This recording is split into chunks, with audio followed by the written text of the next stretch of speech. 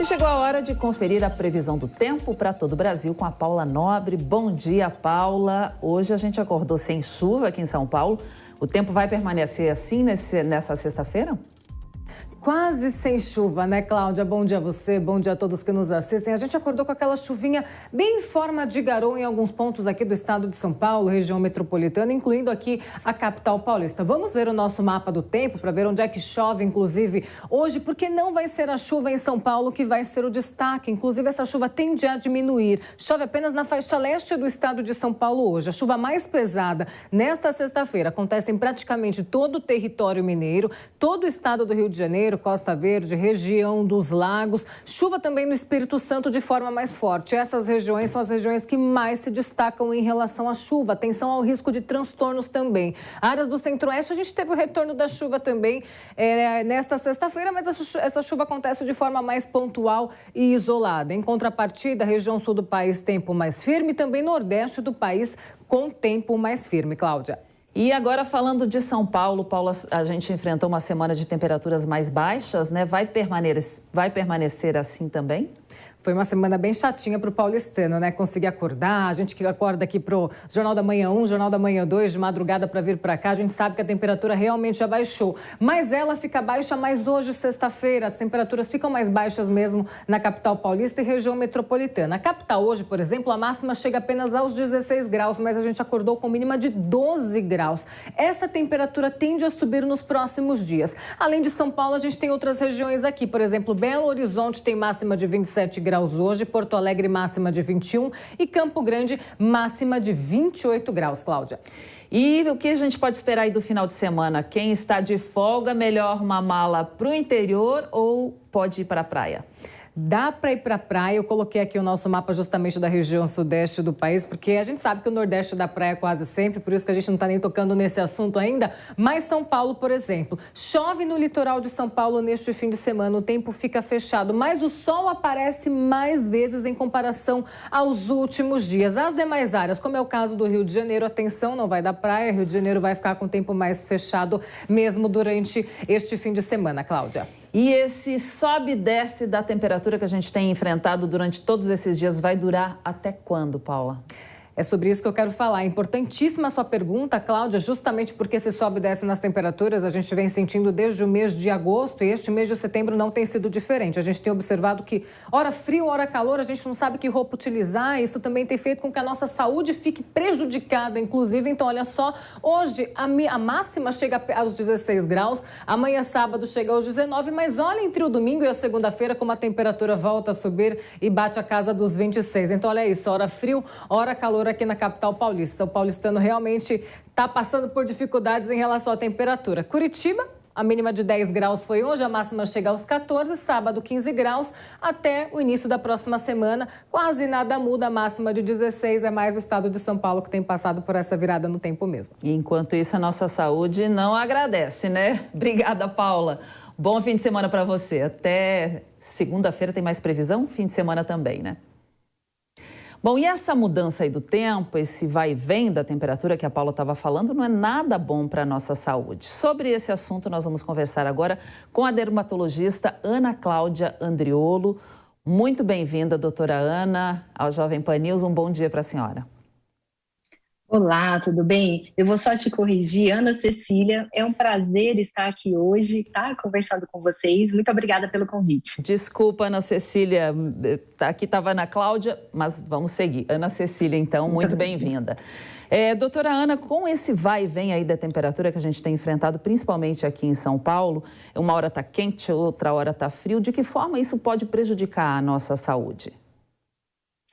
Cláudia, essa variação de temperatura, principalmente de forma brusca, assim, ela tem um grande impacto na saúde global e também na saúde da pele, dos cabelos dos nossos pacientes.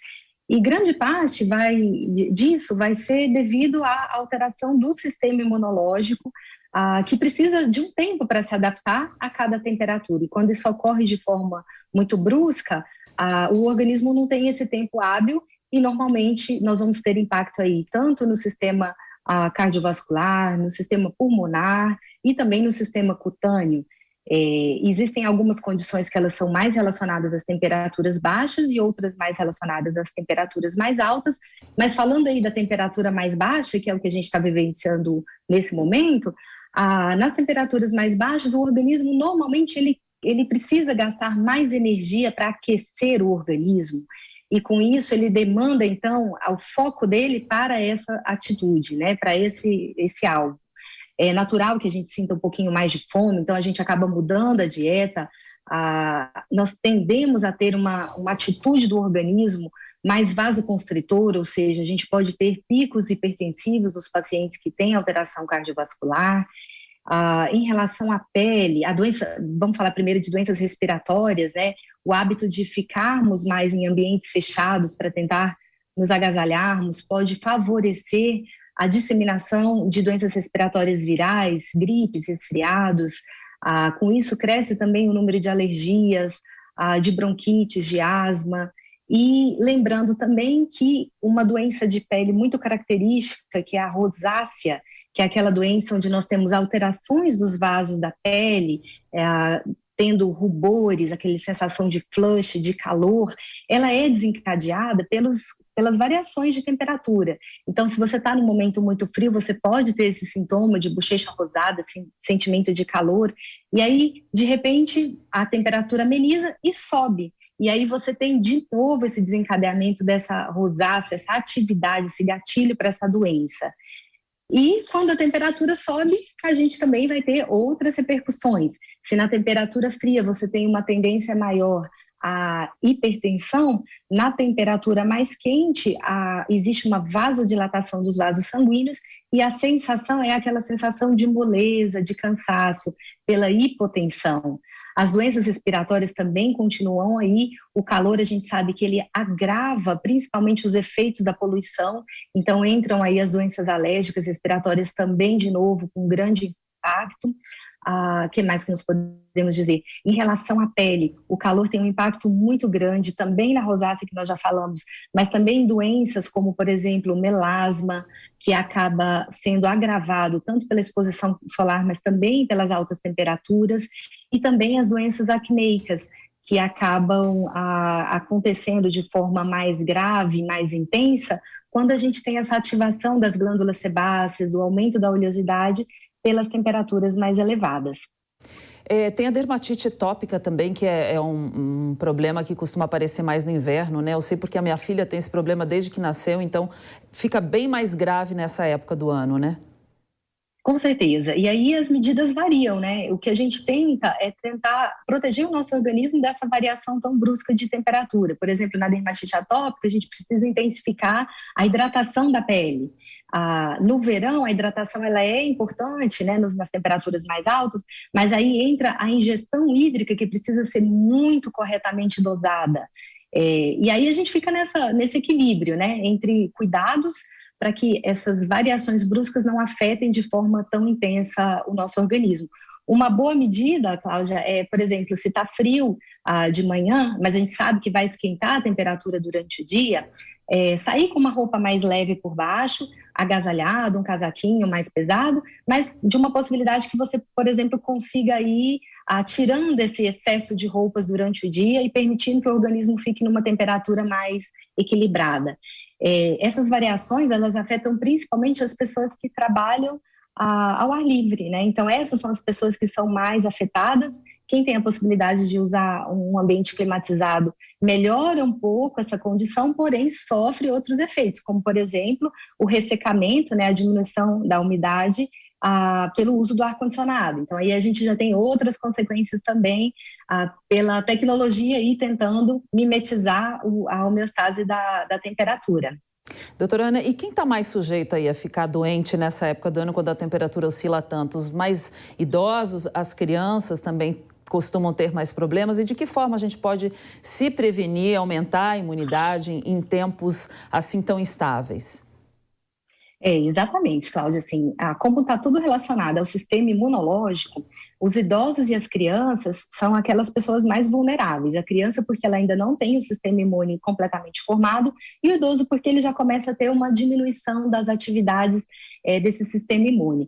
E também aquelas pessoas que estão em tratamento para doenças, que usam medicamentos de forma crônica, principalmente doenças que levam à imunossupressão, alguns tipos de cânceres. Então, essas pessoas que têm algum grupo de risco nesse sentido para o sistema imunológico sofrem mais. E a prevenção, ela vai ser basicamente cuidando da ingestão de água, isso é muito importante. Também precisamos cuidar da nossa dieta, tentar ter uma dieta balanceada para fortificar o nosso sistema imunológico. Então, as vitaminas, os minerais, eles são extremamente importantes. Podemos também pensar nessa questão de cuidar da nossa vestimenta para que ela fique adequada, principalmente para quem está ao ar livre, e tentar ficar com a temperatura do organismo mais ou menos estável, seja aquecendo, seja tirando o excesso de roupas. E claro, né, ter um check-up médico aí em dia, tanto da parte sistêmica, né, cuidados para quem tem hipertensão, para quem tem alguma doença respiratória, cuidados dermatológicos, manter a pele extremamente hidratada, os cuidados com o couro cabeludo. Queria até aproveitar que esse é um enfoque que eu sempre dou nas minhas consultas. Eu gosto muito de tratar cabelos, as doenças do cabelo. E no frio, a gente acaba aumentando muito a temperatura do banho. Com isso, a gente desenvolve uma série de doenças da pele, como dermatite seborreica no couro cabeludo, ressecamento da pele, a gente remove a hidratação natural da pele. Então, cuidar para fazer esses ajustes adequados, evitar banhos muito quentes, evitar essas atitudes que momentaneamente podem ser muito confortáveis, mas que vão ter um impacto e uma consequência para a saúde no passar do tempo. Você falou aí do cuidado com a alimentação, por exemplo, uma questão básica que muita gente tem dúvida. Tomar sorvete no frio pode prejudicar a saúde? Quem está com dor de garganta, por exemplo, ou está com alguma virose, tomar um sorvete que é muito gelado pode ser prejudicial? Então, a princípio, não tem essa relação tão específica, né? A gente vê que isso é uma coisa muito comum, mas o que a gente orienta é, se a pessoa está doente, se ela está com uma dor de garganta, evite agredir o organismo com essas temperaturas baixas que vão ser ingeridas. Mas, a princípio, se a pessoa tem uma boa imunidade, está bem, não é um impeditivo. E a gente tem visto muito com essa constante mudança na temperatura também o aumento das viroses, né? Nessa época do ano. De que forma é possível se prevenir também? É aumentando a imunidade contra as viroses? Sim, Cláudia, tem que tentar melhorar, então, a saúde como um todo, a prática de atividade física, uma alimentação adequada, o balanço hídrico, né? Beber água de forma adequada. Mas o que a gente pode fazer também é se agasalhar e evitar os ambientes fechados, porque é uma tendência, quando está frio a gente fecha todas as janelas, a gente se aglomera, e a gente sabe que isso é um fator de risco para a transmissão dessas viroses, principalmente essas que são relacionadas ao ar, né? Da mesma forma que na temperatura elevada, o que a gente vê é o aumento da proliferação de vetores, como mosquitos, por exemplo, que vão proliferar aí as doenças do calor, como zika, chikungunya, dengue. A gente tem sofrido também com essas doenças aí, principalmente agora nesse período de pandemia. O nosso corpo tem essa capacidade de perceber essas mudanças e se adaptar? Ele consegue se adaptar ou não a essas mudanças todas? Ele consegue, Cláudia, mas para isso você tem que estar com a saúde em dia e o ideal é que a gente tenha um tempo para que isso aconteça. Então, quando acontece assim no mesmo dia, da gente ter temperaturas muito extremas, é mais difícil para o nosso organismo, a gente fica mais suscetível a adoecer. Agora, se a gente tem alguns dias, algum tempo para que isso aconteça, a chance de que você passe por essa fase de uma forma melhor, mais saudável, é maior. Muito bem, doutora Ana, agradeço a sua entrevista, os seus esclarecimentos aí sobre essa questão toda. Um bom dia para a senhora, seja sempre bem-vinda. Muito obrigada, Cláudia. Até mais. Até mais.